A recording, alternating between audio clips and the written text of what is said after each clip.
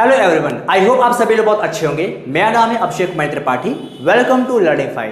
तो जैसे कि आप लोग ने थंबनेल में देख चुके हैं, ये जो क्लास है ये आपके एकेडमिक्स और जो कंपटीशन एग्जाम है लाइक आपका नीट और जेई दोनों के लिए बहुत ज़्यादा इंपॉर्टेंट है, जहां पे मैं आपको सारे जो कॉन्सेप्ट्स हैं थ्योरी विद फॉर्मूला हर एक चीज़ में आपको डिटेल में एक्सप्लेन करूंगा। ठीक है, इस वीडियो सीरीज में कोई डेरिवेशन नहीं होगा, बिकॉज यहाँ पे हम लोग क्या कर रहे हैं, सिर्फ एकेडमिक के पॉइंट ऑफ व्यू और एकेडमिक वो टॉपिक जो आपके कॉम्पिटिशन पूछे जाते हैं उसको हम लोग यहाँ पे देख रहे हैं। ठीक है, तो चलिए स्टार्ट करते हैं अपना पहला चैप्टर जो है आपका इलेक्ट्रोस्टैटिक। उससे पहले अगर आप चैनल पर नए हैं तो चैनल को सब्सक्राइब करके बेल आइकन जरूर प्रेस कर दीजिए, ताकि आपको जो आने वाले वीडियोस हैं उसकी नोटिफिकेशन टाइम में मिल सके और आपको जो भी अपडेट्स हैं वो भी मिलती रहें। चलिए स्टार्ट करते हैं वीडियो को।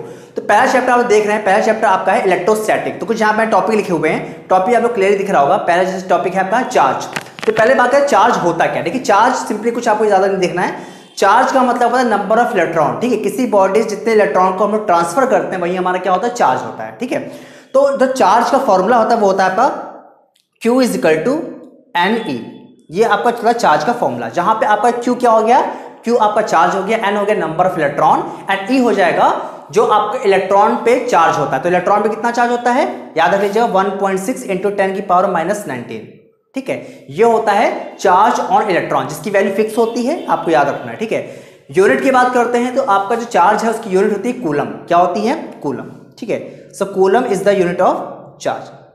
क्लियर हो गया। ठीक है, तो ये आपका हो गया चार्ज के बारे में। ठीक है, बात करते हैं चार्ज में दो तरह के होते हैं, एक होता है पॉजिटिव चार्ज और एक होता है नेगेटिव चार्ज।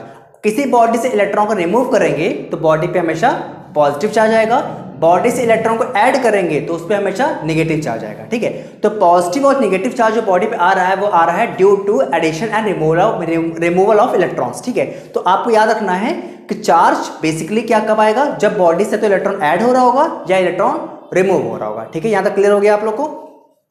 नेक्स्ट जो चीज है वो आप कहिए प्रॉपर्टीज ऑफ चार्ज के बारे में। तो प्रॉपर्टीज ऑफ चार्ज में आपकी जो सबसे ज्यादा इंपॉर्टेंट प्रॉपर्टी होती है वो होती है आपकी क्वांटाइजेशन प्रॉपर्टी। ठीक है, क्वांटाइजेशन प्रॉपर्टी, क्वांटाइजेशन। सो क्वांटाइजेशन का मतलब क्या होता है, बहुत सिंपल है। क्वांटाइजेशन का मतलब होता है कि जो किसी बॉडी से इलेक्ट्रॉन का जो ट्रांसफर होता है वो आपका हमेशा क्या होगा, होल नंबर के फॉर्म में होगा या फिर इंटीजर्स के फॉर्म में होगा। यानी कि आपका 0 हो सकता है, 1 हो सकता है, 2 हो सकता है, 3 हो सकता है। कभी भी इलेक्ट्रॉन का ट्रांसफर जो होगा वो आपका डेसिमल या फ्रैक्शन में नहीं होगा। इसी को हम लोग क्या बोलते हैं, क्वांटाइजेशन प्रॉपर्टी बोलते हैं। ठीक है, इसी से आपका जो फॉर्मूला जो आपका Q equal to NE formula में लिखा था प्लस माइनस NE, ये फॉर्मूला आपका क्वांटाइजेशन प्रॉपर्टी को ही क्या करता है, रिप्रेजेंट करता है। जहां पे n की जो वैल्यू होती है वो 0 हो सकती है, 1, 2, 3, 4 कुछ भी हो सकती है, बट कभी भी फ्रैक्शन और डेसिमल में नहीं होगी। ठीक है, ये आपकी हो जाए क्वांटाइजेशन प्रॉपर्टी। सेकंड जो प्रॉपर्टी होती है उसे बोलते हैं additive property.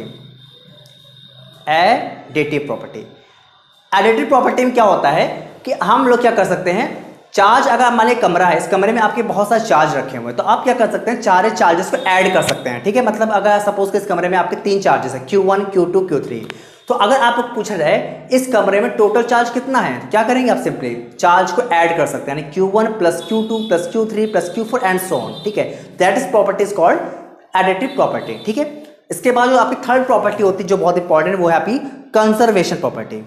Conservation, so conservation of charge जो आपकी प्रॉपर्टी, इसमें क्या होता है आपका, सिंपली याद रखना आपको, कंजर्वेशन में आपको याद रखना है कि किसी भी बॉडी से इलेक्ट्रॉन को आप ना तो डिस्ट्रॉय कर सकते हैं ना ही उसको कंस्ट्रक्ट कर सकते हैं, बस क्या करते हैं, बॉडी से इलेक्ट्रॉन को ट्रांसफर कर सकते हैं। ठीक है, तो याद रखिएगा, charge neither be created not be destroyed, it can be transfer from one body to another body. मतलब इलेक्ट्रॉन जो होता है वो क्या होगा, चार्ज हो गया वो क्या होगा, ना तो उसको डिस्ट्रॉय कर सकते हैं ना ही इसको कंस्ट्रक्ट कर सकते हैं, बस क्या कर सकते हैं, इसको ट्रांसफर कर सकते हैं one body to another body. This is called conservation of charge. Clear हो गया आपका। ठीक है, ये आपकी प्रॉपर्टी होगी। ठीक है, नेक्स्ट बात करते हैं यहाँ पे मेथड्स ऑफ चार्जिंग के बारे में। तो मेथड्स ऑफ चार्जिंग में आपके भी 3 मेथड्स होते हैं, तो हम लोग तीनों मेथड्स देख लेते हैं। पहला मेथड होता है आपका कंडक्शन, फिर होता है फ्रिक्शन, फिर होता है इंडक्शन।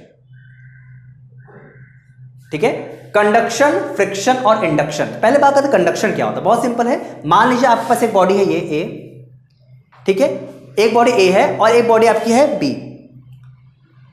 ए क्या है, चार्ज बॉडी है और बी क्या है, अनचार्ज बॉडी है। ठीक है, तो एक आपके पास क्या चार्ज बॉडी है और एक आपके पास ए जो है, ए क्या है, चार्ज बॉडी है, और जो बी है वो क्या आपकी अनचार्ज बॉडी है। ठीक है, आपने क्या हुआ, दोनों क्या हुआ आपस में कांटेक्ट मिला है। ठीक है, तो जब क्या करते हैं आप एक चार्ज बॉडी को, चार्ज मेटल बॉडी को एक अनचार्ज मेटल बॉडी के साथ कांटेक्ट मिलाते हैं, तो क्या होता है, जो आपकी चार्ज बॉडी है उसका चार्ज क्या होगा, सेकंड बॉडी में ट्रांसफर होना स्टार्ट हो जाएगा। ठीक है, और ये ट्रांसफर तब तक होता रहेगा जब तक कि दोनों ही बॉडीज पे इक्वल चार्ज नहीं आ जाता। क्लियर हो गया आप लोग को। ठीक है, तो कंजर्व जो आपका चार्ज का ट्रांसफर होगा वो तब तक होता रहेगा जब तक कि दोनों ही बॉडीज पे इक्वल अमाउंट में चार्ज नहीं आ जाता। तो इसको आप कैसे समझेंगे, मान लीजिए आपके पास एक बॉडी क्या है, उस पर चार्ज कितना है, Q1 है, दूसरी बॉडी पर चार्ज कितना है, Q2 है। आप क्या वो दोनों को कांटेक्ट मिलाएंगे, तो कांटेक्ट मिलाने के बाद हर एक बॉडी पे आपका इक्वल चार्ज डिस्ट्रीब्यूट होगा। अब वो कितना होगा, हमेशा Q1 प्लस Q2 अपॉन 2। क्या हो जाएगा, Q1 प्लस Q2 अपॉन 2। ठीक है, तो दोनों ही बॉडीज पे आपका चार्ज होगा वो Q1 प्लस Q2 अपॉन 2 हो जाएगा। ठीक है, तो दैट इज प्रॉपर्टी, यही जो प्रॉपर्टी है वो आप होती है कंडक्शन में यूज होती है। तो ऐसे बहुत सारे न्यूमेरिकल क्वेश्चन आते हैं जहां पे आपको ये प्रॉपर्टी यूज करनी पड़ती है। तो आप ये जो चीज मैंने बताई है इसको आप जरूर याद रखिएगा। ठीक है, नेक्स्ट जो चीज है वो आपका फ्रिक्शन।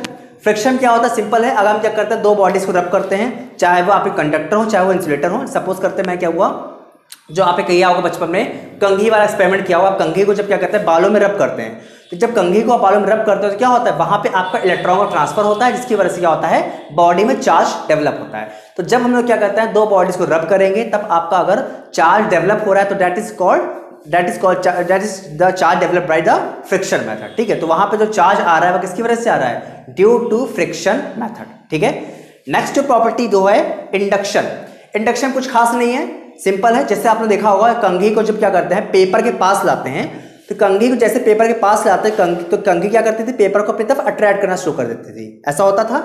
इसका रीजन क्या था, इसका रीजन क्या था कि जो आपका चार्ज बॉडी, जब एक चार्ज बॉडी की वजह से एक अनचार्ज बॉडी यानी पेपर, उस पर क्या होता है, चार्ज डेवलप होता है बिना किसी कांटेक्ट के। ठीक है, यहाँ पे कांटेक्ट नहीं हो रहा है, यहाँ पे आपने चार्ज बॉडी लिया, उसका पास ला रहे हो एक अनचार्ज बॉडी के।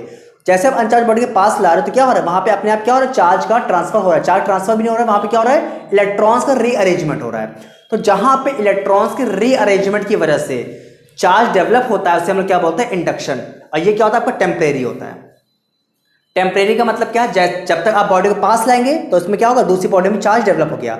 बॉडी को दूर लाएंगे, इसका चार्ज क्या होगा, खत्म हो जाएगा। ठीक है, तो इसमें दूसरी बॉडी में जो चार्ज डेवलप हो रहा है क्या हो रहा है, because of rearrangement of electrons. तो रीअरेंजमेंट ऑफ इलेक्ट्रॉन्स से आपका चार्ज कौन सा डेवलप होता है, इंडक्शन। ठीक है, तो ये आपके हो जाएंगे प्रॉपर्टीज, मेथड्स ऑफ चार्जिंग। ठीक है, क्लियर हो गया यहाँ तक कुछ भी अगर डाउट आपको मन में आ रहा हो तो आप कमेंट सेक्शन में डाउट को पूछ सकते हैं। ठीक है, सो अब हम लोग बात करते हैं लास्ट टॉपिक जो है आपका कूलम्स लॉ के बारे में। ठीक है, तो कूलम्स लॉ क्या होता है देख लीजिए ध्यान से, बहुत सिंपल है। मान लीजिए आपके पास दो चार्ज हैं, तो चाहे वो पॉजिटिव चार्ज हो या नेगेटिव चार्ज हो, उनके बीच में क्या होता है, फोर्स ऑफ अट्रैक्शन रिपल्शन लगता है। डिपेंड करता है कि चार्ज अगर सेम होंगे तो आपका रिपल्शन होगा, अपोजिट होंगे तो अट्रैक्शन फोर्स होगा। तो जब फोर्स आपका लगता है किसी दो चार्जेस के बीच में, उसका फॉर्मूला आपको याद रखना क्या होता है, 1/4πε0 Q1 Q2 upon R square. यही आपका कूलम्स लॉ है जिसपे बेस बहुत सारे आपके न्यूमेरिकल क्वेश्चन बनते हैं। तो इस फॉर्मूले में आपका जो Q1 Q2 है वो आपके दोनों चार्ज हो जाएंगे। डिपेंड करता है पॉजिटिव होंगे नेगेटिव होंगे, वो आपका अलग बात हो गई। R हो गया distance between these two charges, वो आपका R हो जाएगा। और जो आपका 1/4πε0 देख रहे हैं वो आपका क्या है, कांस्टेंट है, जिसकी वैल्यू होती है 9 × 10⁹। ठीक है, तो ये याद रखिएगा जो आपका कांस्टेंट है उसकी वैल्यू कितनी होती है, 9 × 10⁹ होता है। और एक इंपॉर्टेंट चीज ये भी बता देता हूँ कि यहाँ पर जो आपका ε0 देख रहे हैं, जो ε0 देख रहे हैं, ये आपका क्या होता है, परमिटिविटी ऑफ फ्री स्पेस होता है। क्या होता है, परमिटिविटी ऑफ फ्री स्पेस, जिसकी वैल्यू आप याद रख लीजिएगा बिकॉज कभी जरूरत पड़ जाती है। इसकी वैल्यू होती है 8.85 × 10⁻12। ठीक है, सो यही आपका बेसिकली कूलम्स लॉ में आपको सिर्फ इसको एग्जामिनेशन से पॉइंट ऑफ व्यू में जो आपका एग्जाम कॉम्पिटिशन में पूछा रहेगा उसमें आपको सिर्फ इतना याद करना है, बहुत ज़्यादा डिटेल में चीज़ नहीं करनी है। तो इसीलिए हम लोग आज के फिलहाल इतना करते हैं, मिलते हैं नेक्स्ट वीडियो में, तब तक के लिए थैंक यू।